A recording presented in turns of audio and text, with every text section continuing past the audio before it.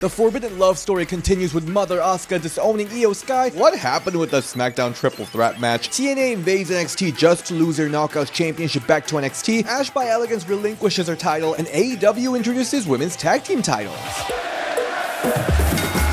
Welcome everyone to Ring the Bell. This is DS. And the Sriracha Muchacha, Paloma Star. And we are here for the Women's Wrestling Weekly because so much shit happened this week. Oh my god. Might as well be monthly because that's how it felt like. A lot happened this week. It might have been a month's worth of women's wrestling, but I'm glad we're here to talk about it. Yeah, there was like literally so much to talk about, from like some shady shit, the invasion, the new title. It's like, we can talk for hours, but for my editing time, we're gonna like quickly fly by. So where do we even start? We could start from anywhere and it'll still be great and juicy. So yeah, let's start with SmackDown because we got this triple threat WWE Women's Championship, Tiffany Stratton, Jade, Cargill, Nia Jax match that was supposed to be in the PLE, but like whatever, it's main eventing SmackDown. I gotta first say that Tiffany's top with the little like cherry moment I thought that was like very interesting. Shout out to her top working overtime, because I don't know how that top managed to stay in place. Nothing moved. It was like perfectly placed the whole time,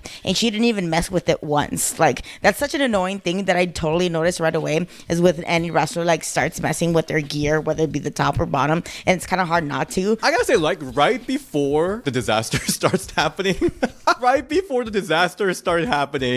from like the bloody spot to everything, I gotta say, I kind of enjoyed the match. There were a lot of like really ambitious spots, like with that leg drop, all the timing of the stuff. It was pretty cool, right? I actually thought the disaster started a little bit sooner, because I totally thought Jade was knocked out on the leg drop spot, but she wasn't. She just like was just selling. She probably was maybe like was seeing stars for a little bit, but I really thought she was knocked the F out on that. But then she like kind of like moved over and positioned herself for the prettiest moonsault ever. So I'm like, okay, she's fine. But yeah, other than that, I liked the match. The pacing was exactly what it needed to be. Nia Jax was being absolutely hilarious in this match. She was doing everything right. And when she did the whole like the big balls gimmick, that was great, and I loved her top. Her gear was awesome too, but she played her part perfectly in this match. But yeah, I enjoyed it. I mean, other than, you know, the obvious, but I enjoyed it way more than I thought I was. Nia was so funny because even after Jade got like bloody, she was like, okay, game over, she's bleeding, but maybe she had too much fun. But let's talk about the blood first, because that looked gruesome. Jade Cargill freaking posted on Instagram, and I'm like, what the hell? It was so bad. It was such a gnarly gash. It was huge. I actually thought, I'm like, oh, this is gonna be her Becky Lynch moment, and it was Nia Jax too, but I think the finish kind of like negated anything like that, because I think that's what anybody is talking about and thinking about and stands out the most. But she took that and she kept on going. Good for her. That ending might be one of the most awkward things. I love everyone in this match, but like, I was feeling the secondhand embarrassment because you saw Nia telling referee like, what happened? Why? Yeah, totally. I don't know what happened. So, like, from my understanding, from what I know from, like, ref training, is, like, you count to three no matter what. Like, if their shoulders are not coming up, it's on them. It's not the ref's fault. So, I don't know if, like, somebody in her ear was telling her not to stop counting or what, but it was so awkward and weird, especially because then she just hit her moonsault, and then there was the finish. So, it's not like, oh no, she has to make sure she kicks out because we're gonna be missing this really important pivotal spot that needs to happen to set up a storyline or set up a match. Like, it has to happen this way or else it won't work out. But no, it was literally just the finish. So I was just like so confused about it. So I'm gonna give Daphne, aka Aja, the benefit of the doubt, and I'm pretty sure somebody might have been screaming in her ear about it, but it was just so awkward and weird, and everybody was very confused, including all the crowd for sure. Botches happen all the time. Like, that's one thing, but then like seeing the curtain come off so much, seeing that interaction, like, wait, what? Was just like, that was a very special moment. I love you, everyone, but like, that was definitely something to remember. I feel totally, so bad. For sure, for all the wrong reasons, unfortunately. But yeah, it was very awkward for everybody involved. But yeah, my favorite part was now it was like, wait, what happened? Like, she was confused. Like, I didn't kick out. Like, why am I still in this match? I didn't kick out. I just feel so bad because you could tell that three of them worked really together. Like, the spots were ambitious. There were so many things that they planned for this match, and Jade even got busted for this match. They poured everything into this match just for it to end so awkwardly. I just feel so bad.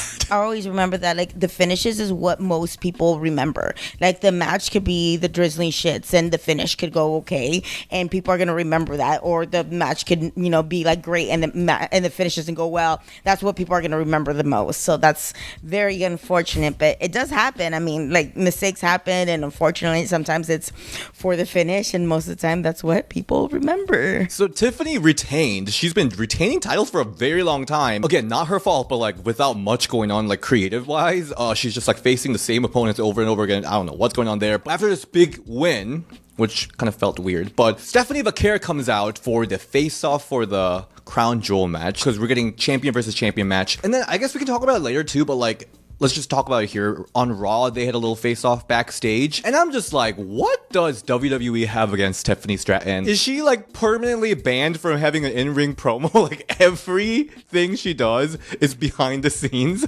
so they can edit it afterwards? It's now pre-tape. Tiffany's name, there's going to be a pre-tape next to her. No more lives, no more in-ring.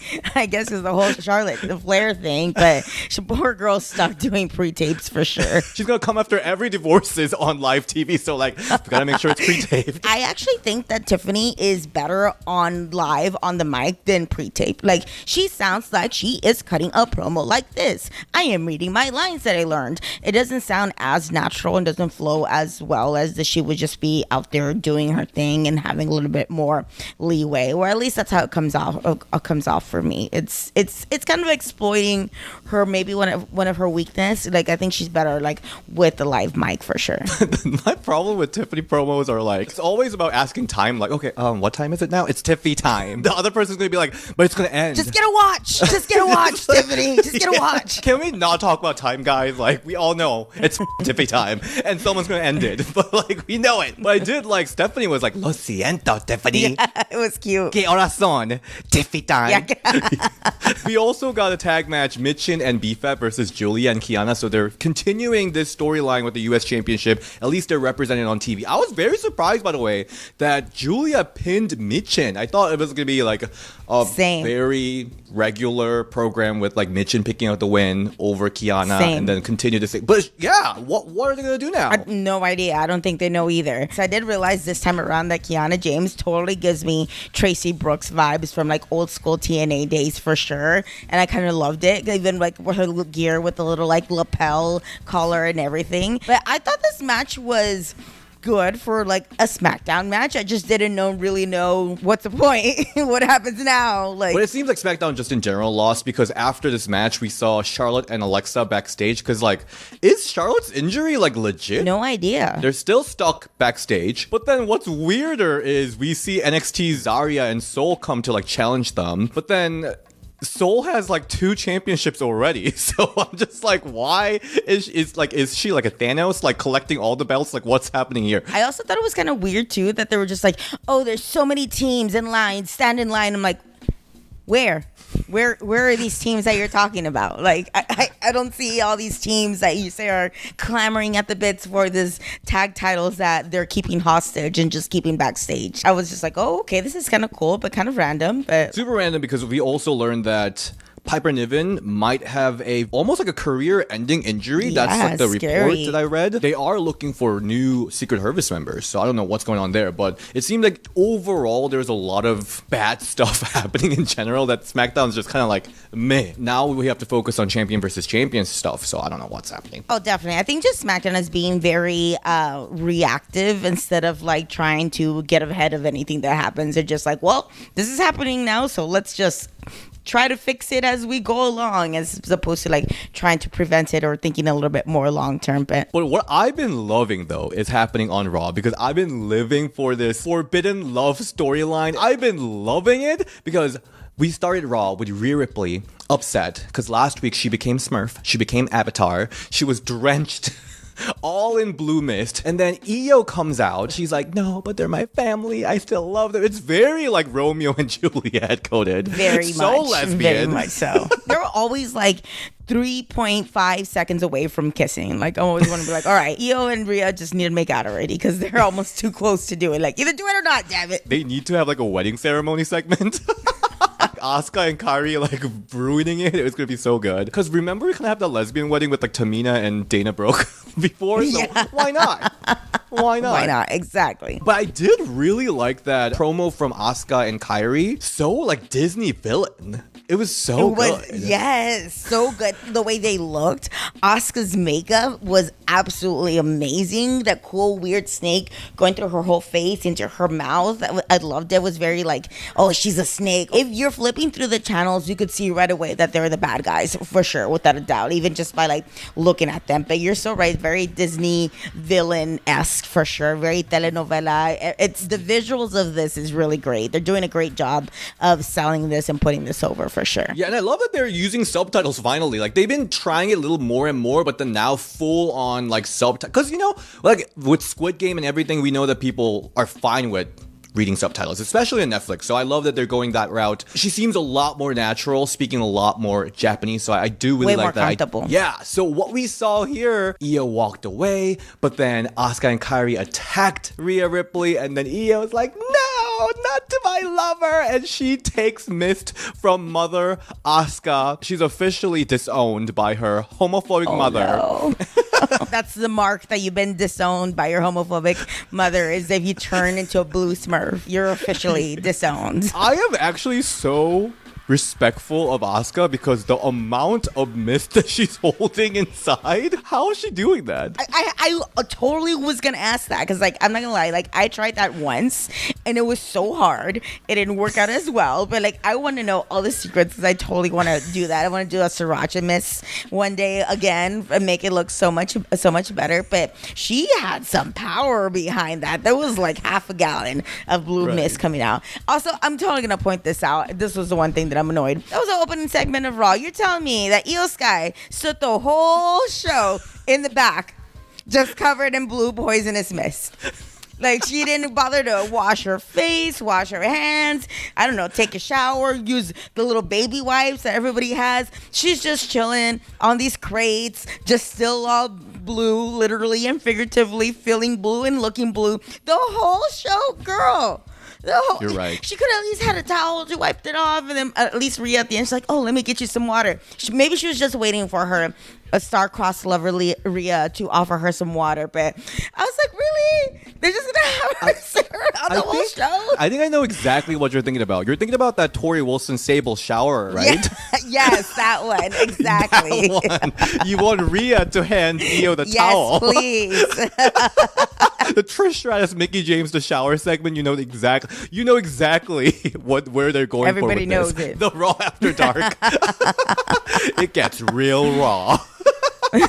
But what did get really raw was Kairi comes over, because Kairi's like, she's an understanding sister, you know, she wants her sister-in-law, so she just comes over and hands her the family photo, and it's like so cute. And I love how Io's acting the house down. I love it. Oh, it's on point. I don't think she's like the best actress, but there's something about her like so authentic in a way. I'm so glad they made her kind of like the Bubbles, like the Powerpuff Girl Bubbles baby, like crybaby of the group, because I think she pulls that off so well. And then after that emotional segment, we see Io and Rhea talk about the situationship. And then I guess we learned that the Crown Jewel, we're going to see the tag match between the two teams. And then Rhea's like, I know I'm okay, but baby, can you take this? Can you attack your family for me, your lover? It's like, this is too much. I love it. Like, oh, I want to trust you. Can I trust you? It was so dramatic. I loved it. This match is going to be interesting because, like, how can you not have Rhea Ripley and Crown Jewel in Australia, right? So, totally. Yeah, I think it's going to be a fun match. I'm definitely interested to see how the interactions are going to play out between Io and the Kabuki Warriors, because I wonder if they're going to go like all out or they're going to be a little bit hesitant about it with each other. But I know when they finally do get to touch, it's going to be magic and it's going to be amazing. Can't wait. Then we got Bayley versus Raquel Rodriguez in Brie Bella cosplay. I was like, is Brie Bella here. But this match was good. This match was very good. But like, I guess what really stood out was that, what is it, like the Hurricanrana, and then Raquel like catches her midair. That was impressive. Right? Yes, I'm so glad you brought that up because that is so hard to do because that's all momentum that you have to stop. That's all her body weight, not only coming at you, but coming down at you. And that is so impressive. I think I always like talk about how we're always told how strong Raquel is as opposed to being shown. This is her showing us that she is strong, that she could do it, which was great. I love the inner struggle at the end that Bayley had too. Like with her whole all different gimmicks and personalities, but this match was really solid. The commentators were talking about the Raquel being one of the most improved wrestlers this year, and I totally 100% agree. Raquel took those comments and instead of taking them like too hard, she took them to the ring and improved, and is doing so much better. And even her selling is good too, and they're protecting her size. She's not like bumping on every little thing either. But this was a solid match. Yeah, for sure. And then at the end, we saw Roxanne interfere, letting Raquel pick up the win over Bayley. And then as they were attacking Bayley, who comes out? Lyra Kyria comes out for the save, and Bayley's all like a little crazy, like she's going back and forth. This continues. Basically, we've seen all different combinations of single matches in between the four. So where is this going? I don't know. I low-key like Lyra in her street clothes more than I do in her gear. You like the Becky Stumper? I do. She just looks. Maybe it's not Bird Lady outfit, or she just looks more confident. I don't know what it is, but I like her in her street clothes way better than I do in her gear. She looks great, and she looks like she's a little bit more confident. And yes, in Becky Stompers too. And she also sold that last part really well. Like she was like confused, but there for it. But was just overall confused. So I'm like, okay, cool. I see what they're doing with it now. I gotta give it to her. She's doing her acting, which I really appreciate. Sure. But backstage, we see Maxine Dupree and Becky go at it. Becky slaps Tozawa, so Maxine's like, what? Like a punch. It was like straight up like punch to the face. I think Becky can't throw a work punch. I can't either. That's why I don't punch in wrestling, because I can only punch for real. I can't work punch. But it looked like she just like popped him right there in the mouth, like boom, real quick. Also, Maxine Dupree, love that blue on her. She needs to have more clothes, more gear of that color blue. She looks so good. I mean, she always looks good, but I thought it was like a kind of like random fun interaction. I liked how it kind of flowed into the other backstage segment with her and Seth. It kind of made it a little bit more natural, where she was just like, oh, this was just like a pit stop into doing what I was really doing, but it kind of like made it seem more believable. So we're getting Becky versus Maxine Dupree after that attack, but right now both AJ Lee and Nikki Bella, they're like not on the show, so I don't know when they're going to be coming back. Maybe next week after the beatdown, we'll see. Natalia's not here either, so I'm really curious either AJ or Nikki will be participating in the War Games match. I'm really curious. I hope so. I hope actually Natty is, because it goes with her new persona and doing cool, fun stuff, Natty, and she doesn't need no pink and black gear, Natty. So I'm here for her to do any and all cool, random gimmick matches. Why not? But let's go to NXT No Mercy real quick, because we got No Mercy. Before we get to No Mercy, we have to talk about TNA situation, because there's stuff going on, and they're basically in the same universe. We are kind of basically uniting into NXT TNA. But we first saw on NXT episode the NXT Invasion. We got some familiar faces in the NXT area. I love a good invasion angle. Love it. I mean, it was a little weird because like the Knockout Champion belt is back in TNA, but then what we saw on Victory Road is we saw Ash by Elegance relinquish her title, and she said the life threw her a curveball, said she has to step away from in-ring competition, making it almost sound like she's like semi-retiring at this point. Yeah. Unsure. Yeah, it really did come off that way. It seemed like serious and kind of like, all right, well, that's it for me, but it was like definitely out of nowhere. It was just like, what is happening? What's going on? And this is just a really bad situation for TNA, because like Ash just got that title. Her and By Elegance brand was such a core part of TNA Knockouts division right now, so for her to go away is a big thing. And then we also saw that Masha Slamovich is taken off the show because she's going through some, domestic abuse allegation, and TNA is doing some internal investigation. This is not part of storyline. This is real life. Not at all. Yeah, definitely. Honestly, the only person that TNA pushed after Jordynne Grace left because like Jordynne lost to Masha. So all her credit went to Masha, but then she's gone. They lost 2 big names from a Knockouts division, which is wild to me. So terrible situation for TNA. And then on Victory Road, we saw Kalani Jordan from NXT become the Knockouts champion, defeating Lei Ying Lee. So the Knockouts championship is back on NXT's court. So that is what happened before No Mercy. But No Mercy, we saw 3 matches because we first saw Speed Championship. We were supposed to have Sol Ruka versus Rainey, right? I think. But then injury, so we ended up having Sol versus Jada Parker match, which was kind of not the greatest match. I don't know. This was weird. I feel like this was a very kind of almost like paint by the numbers, but we can't go through all the spots because I just learned I'm having this match 2 hours ago type of match. If that makes sense. Ticking. Yeah. If I ever have to do this match with like the time ticking and the lights changing, I would be freaking out inside because like that is scary. It's nerve-wracking. Funny you say that because whenever you have a tryout, that's literally how tryouts go. You have 3 minutes. Oh. It's not even 5 minutes. You literally have 3 minutes to have a match and show them what you got. So a lot of times I think this is kind of good, especially for like the women who are like the homegrown NXT girls who don't necessarily have a wrestling background. I think this is a good way and a good outline and setup of a match for them to do a lot in a little bit. But then sometimes they end up doing too much in a little bit of time. When I have tryout matches, they would want you to see what you can do,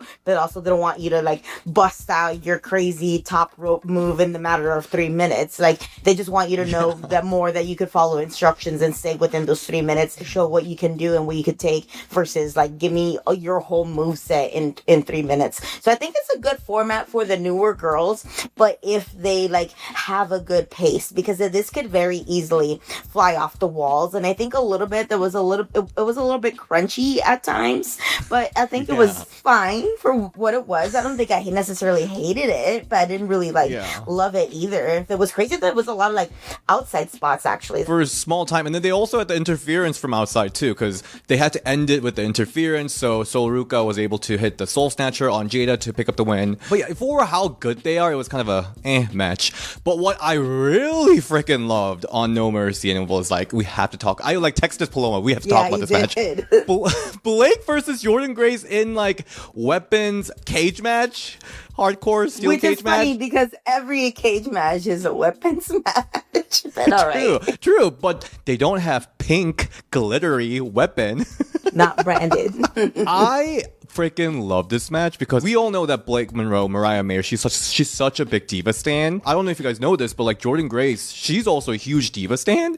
She like used to like, I don't know, like either was a big player on like Diva Dirt or some community. I guess she was like a big diva stan. So you could tell that these two freaking diva stans got together and like crammed in all the freaking references in there, from the Extreme Makeover match to Beautiful People reference with the haircuts 100%. And everything. I love it. Blake Monroe looking like Stacy Keibler with the Dudley Boys, wearing the army pants. For sure, all she needed was her nerd little glasses with tape on them. So freaking good. It was so freaking good. You know how I always tell you, by the way, like I hate when they just focus on one body part, but when that body part is hand, for some reason I freaking love it. Because it's relatable. Everybody knows what it's like whenever you slam your hand or you have a finger jammed or you even get a paper cut and you know how much it hurts. I think whenever it's a hand or something like that, it's super relatable. Not everybody knows what it's gonna feel like to take a vicious backbreaker or to take a big bump on the side of the ring, but everybody knows what it's like whenever you injure your hand. It affects everything that you do, so it makes it really relatable, and you're like, oh ouch, like you kind of almost can sell alongside with them for sure. But yeah, I definitely love this match, and it so reminded me of like back in the day when like the cage matches, but it was all very misogynistically placed, where they had like the ironing board and all very like that, but it also didn't make sense for the character. At least this time around, it totally made sense for Blake Monroe's character to have that, and to be all pink, and to have the hair dryer, and to have the diamonds. I love that there were diamonds instead of like thumbtacks. I seen like Legos, but I've never seen diamonds in jewelry. I love that so much. How much she would like play into it. She kept on doing her little thing every single time. It works so well. The hair cutting spot. I'm like, no, those are such expensive extensions. They're sewn into her hair. But it worked out great. She sold it well when she ended up putting her mouth at one time. So oh my god, the hair cutting was so good because do not touch my hair. You know what I mean? Like, I felt her rage when Jordynne was like, bitch! I felt that rage. Oh, it was so good. And finally, Jordynne was able to pick up a win. It's only been how long since she's been signed? I feel like this is the first time she wins. But thank God. I love this match. Like, So the good. diamond. I think people popped for it because they thought it was like shattered glass at first, but I loved it. Everybody brought in the moves made sense, the spots made sense, the character work was on point, and I always felt like Monroe, and even in her AEW days, Mariah May days, she would almost excel more with like chaotic matches and like gimmick matches. So I love that she was able to like showcase that here too. You know, like, people freaking love her. What is it, like the happy ending match with Toni Storm, was it? Like, happily ever after match. But that was so f***ing violent, though. Like, it was like blood, spit, everything. But in this match, Blake showed that she can still have a very entertaining match without being that gory. Exactly. She just told a really good story with like all the props and her character. So I think this shows that Blake is even better than what a lot of people think. I really love this match. And then we have the NXT Women's Championship match, JC Jane versus Lola Vice. What did you think of this match? I thought it was interesting. Like, JC dominated most of the match. Totally. Agreed. She definitely dominated a lot of the match for sure. I think this match would have benefited by being cut down by like 3 to 4 minutes. If it was shaved down just a little bit, it would have been a little bit tighter. There was a lot of spots that were like drawn out, almost like too much.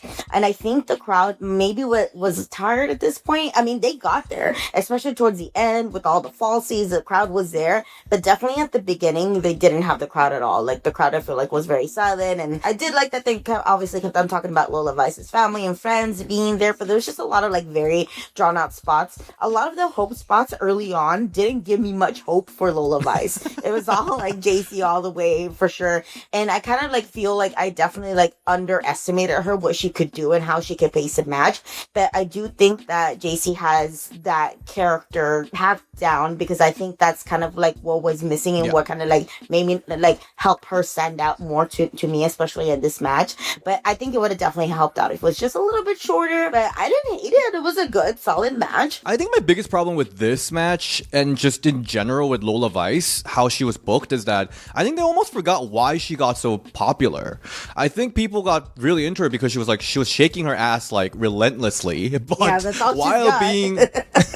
while being really lethal MMA person, which she does still bring, but she didn't seem like much of an MMA like threat in this match, which I was kind of like, the way they are trying to make her so hard to be like the sympathetic babyface, I don't think it really goes along with why she initially became so popular. So you could see that a little bit, like whenever she threw that crazy body punch to right to the gut, it was there. You see like little shines of it still, like little glimmers of it, but I think they should definitely lean into that way more, where she's just like this badass that's also hot and has a big butt and just keeps on shaking it, but can also throw hands. I miss my Lola Vice that's crying, being all emotional while shaking her ass. I was like, I want that. I feel bad. I feel like Stephanie took all her ass. All her assets. Lola's left with nothing. Totally. But yeah, I like this match more than I thought I would. What did you think of the finish? The finish, so Masked Person came in for the support because we recently also learned that Jasmine Nix, she got offered like 60K or whatever, less than 75K, so she was like, no. She said like, she got out. Which I gotta say, respect. You know what? Everyone has different career goals, so it's fine. Like, no shade to her, but she said, sayonara, I'm out of this bitch. So we're looking for a new person. So we got this Masked Person helping out after Fallon got, kicked out by referee. And WWE.com spoiled it, saying it's Lainey Reed. So I'm really Oh, I didn't even know that. So I wonder if they're gonna like change the person now that it's spoiled, or they're gonna keep it. We'll see. But it should be somebody from TNA, and they could do like the Beautiful People 2.0, or have another cool name like that too, or something like that. Yeah. Now that you said that, like, I love how TNA is inducting three women into Hall of Fame, beautiful people, and Mickie James. And I'm like, can they lead the invasion? Because that would be freaking. That would be freaking awesome. I would love the beautiful people lead the freaking invasion. Side note, TNA always had amazing women groups. Like the Dollhouse was great. The beautiful people was great. They were always definitely really big into having like a grouping their women and making it sense. So Ava also just confirmed that we'll be having the Invasion PLE with NXT and TNA, with the Survivor Series match going to NXT, because main roster took the NXT's War Game, so that's happening. But let's talk about quickly AEW before we wrap up. We talked for a long time, but there's a big thing happening in AEW because Tony Khan officially unveiled AEW Women's World Tag Team Championship, which was pretty shocking because I think they needed it for a while. I think Tony Khan, with everyone else watching that freaking like multi-women match for like 2 months straight, was like, you know what? Let's get the freaking tag team championship because we need it. Yeah, exactly.